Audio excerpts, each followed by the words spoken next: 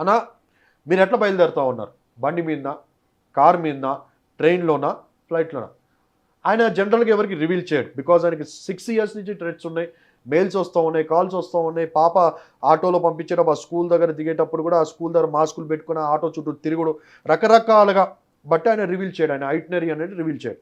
నేను వస్తానులే అంటే ఎలాగ వస్తాను, సుమారుగా 5-10 నిమిషాలు they were trying to pull the information.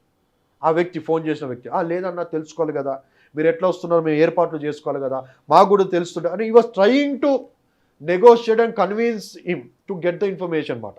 అది మాకు తెలిసింది. ఏంటి అంటే మొత్తానికి నాకు కొద్దిగా ఐరేట్ ఎక్కువై, అరే నేను వస్తాను చెప్పంటున్నావు కదా అయ్యా, ఇన్నిసార్లు చెప్తున్నా నీకు అర్థం కదా అని కొద్దిగా గరం అయితే, ఓకే అయ్య గారు ఓకే అని చెప్పి కట్ చేశాను. ఇది జరిగిన విషయం. సో ఇప్పుడు ఈ మీటింగ్ అరేంజ్ చేసింది ఎవరు, ఈ మీటింగ్ కోసం పిలిచింది ఎవరు, ఆ 45 minutes కాల్ మాట్లాడింది ఎవరు, మళ్ళీ ఫోన్ చేసి నువ్వు బండి మీద వస్తున్నావా, కార్లో వస్తున్నావా, ట్రైన్లో వస్తున్నావా, ఫ్లైట్లో వస్తున్నావు అని అడిగింది ఎవరు?